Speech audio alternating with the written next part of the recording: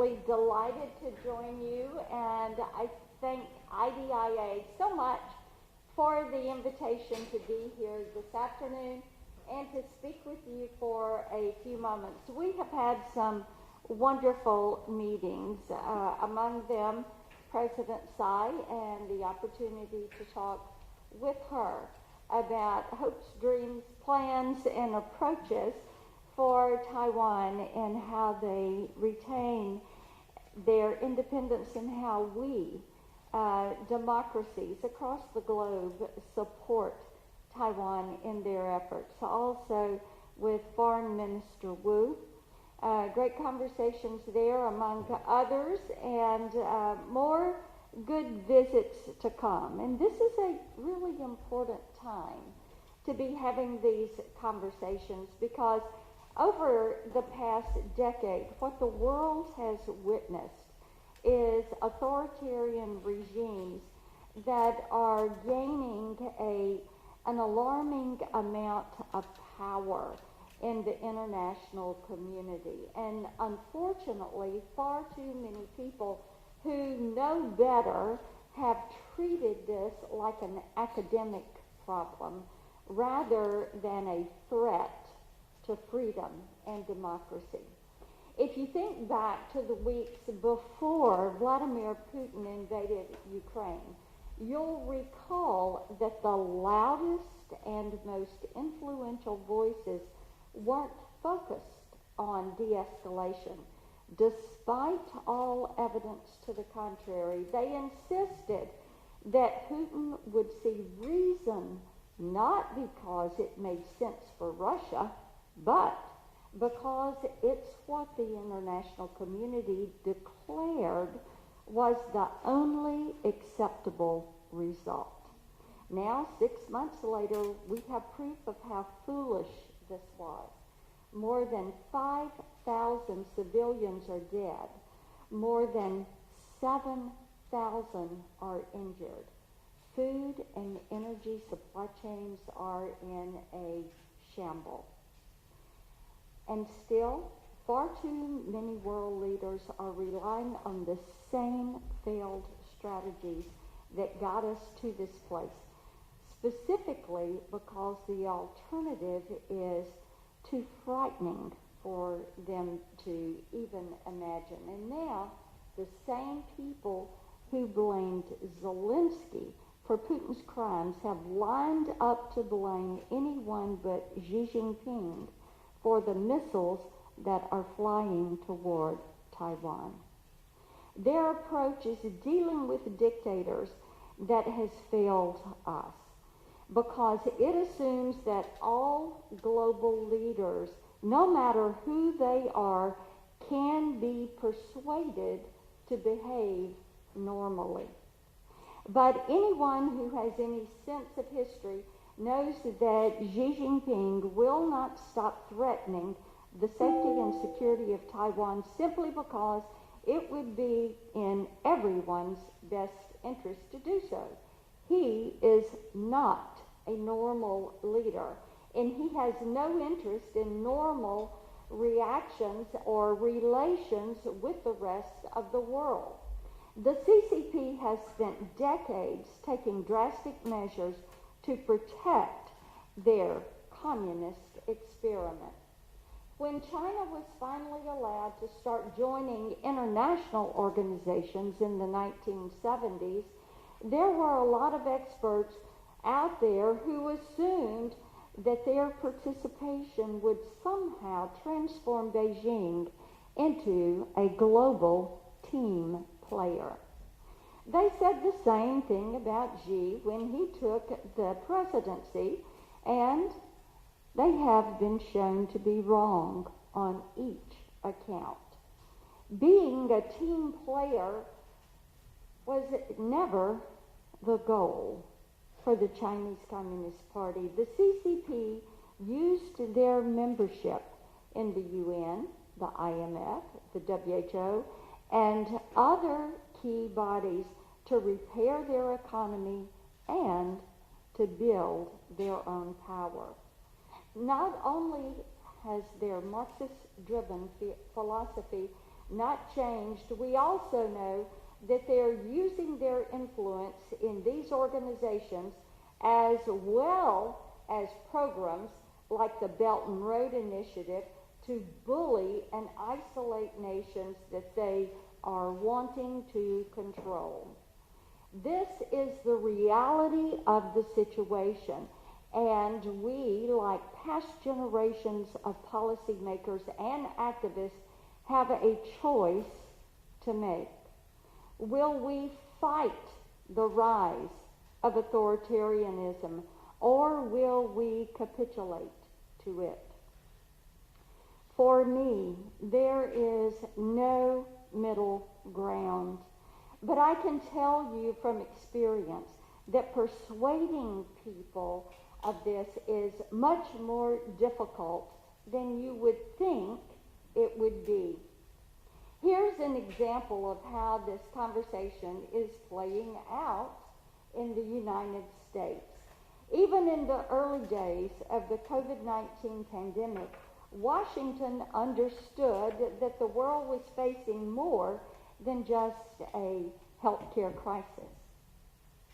We knew Beijing was being less than truthful about the origins of the virus. We knew that they were manipulating the WHO, and we knew the economic consequences of the pandemic were going to be devastating. Clearly, in addition to meeting the needs of our own people, we needed to address our entanglement with the Chinese government and their economy. And for a while, we made progress because everyone understood it was going to take more than strongly worded letters to fix what the CCP had managed to break. I produced bipartisan legislation to repatriate our supply chains and give American companies control over our supply of pharmaceuticals, semiconductors, and other critical products. We had bipartisan discussions about our participation in international organizations. We didn't always agree on the how to go about this, but our goals were the same. But as the weeks wore on and the pandemic died, it became increasingly clear that many of my colleagues were feeling the pressure from Beijing. Talking about the problem was one thing, but actually defying the CCP came with real Beijing would punish the United States. And so they capitulated. 2 years later, we've made almost no meaningful progress unraveling ourselves from the dangerous influences of the CCP.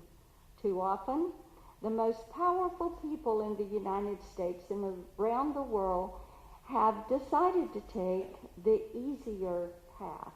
And in the process, they end up ignoring the root of the problem.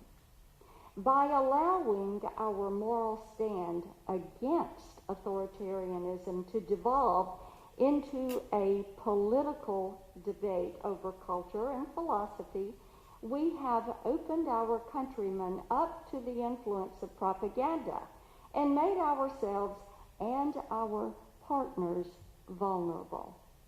This isn't responsible democracy.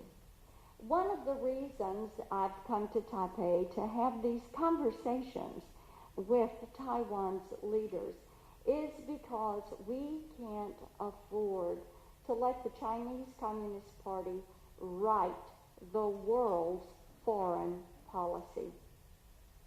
For decades, any nation with enough power to challenge Beijing has begged somebody else to jump in and help do that job.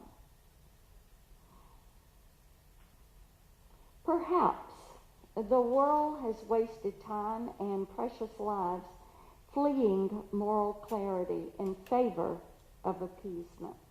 This weak-kneed approach is not only divorced from reality, it has put Taiwan and others in extreme danger. It's also the reason why the people of Ukraine are suffering and why leaders in Western Europe are in a panic over energy shortages. The only way we can stop and reverse this rise of authoritarianism around the globe is to do everything we possibly can to make sure that authoritarians fail. Appeasement is not and never has been enough. We have to get in their way. That starts with sharing the benefits of military, diplomatic, and economic power. I want to focus on the military element with the time that I have left, because the key to maintaining a healthy balance of power is maintaining basic defense capabilities. Something we focus on in the Senate Armed Services Committee is modernizing the American military and preparing our troops for the future fight, as opposed to the fight we wish we were facing.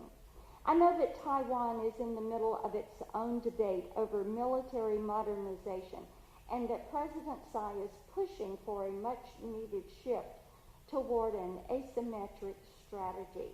I've also noted the budget increase of 13.9% that will be used for defense. I know that President Tsai has met with some resistance on this point, but China's continued aggression in and around Taiwan's territory is just one example of why a defense-focused force is so critical to maintaining the safety and security of the region.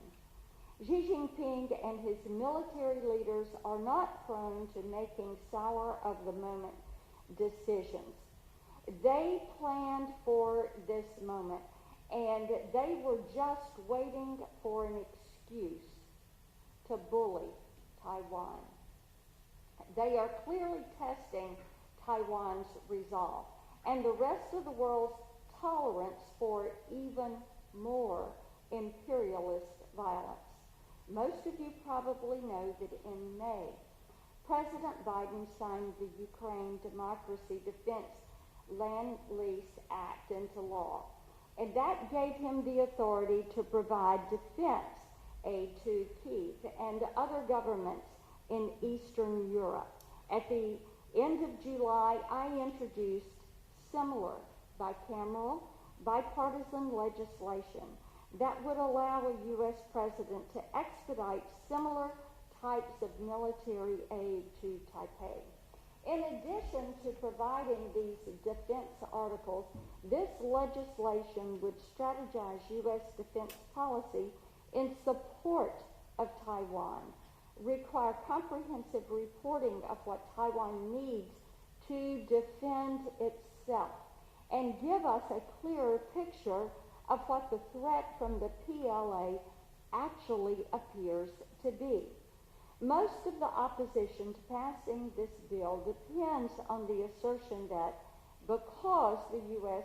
has never given this type of authority to a president outside of a time of conflict, we should not do so now. But I would counter that criticism by pointing out that deterrence itself is the point. Sending a warning is the point. Why would we wait until war breaks out before letting Beijing know that Taiwan will immediately have the resources it needs to defend itself? The fundamental support is key to keeping people safe. It is key to Taiwan, and it is key across the Indo-Pacific. It's also the first step in breaking Beijing's stranglehold on the global economy. So much of China's power rests in the CCP's ability to instill fear. That's their goal. Fearful people are easier to control. whether it is the fear of violence or the fear of shortages and the fear of economic pressure. But by taking an honest look at strategic vulnerabilities in the Indo-Pacific and around the globe, we can help neutralize threats of violence and make it possible for these nations to act in their own best interests, which will in turn help reduce that economic pressure. It's easy on paper. It is incredibly difficult and painful in practice. But again, any discussion about the impact of these policies must end with us asking ourselves that one simple question. Will we rise to the occasion, or will we give up? Will we fight, or will we capitulate? On that question, as I said earlier, for me, there is no middle ground, but the futile search for one that persists at the UN and in various legislatures around the world has empowered the Chinese Communist Party and brought Taiwan to the brink of a war. Perhaps the diplomats and the policymakers behind those compromises mean well. Perhaps they don't. But here's what I would say to them, no matter what their intentions are. So-called lines in the sand mean nothing if no one is willing to put their lives and their livelihoods on the line to defend them. And so we fight. We fight for freedom and diplomacy and for liberty. And I am here today because I believe this is a fight that we will win. The partnership between the U.S. and Taiwan makes Beijing really a little bit nervous, and that's for a reason. They're not accustomed to defiance.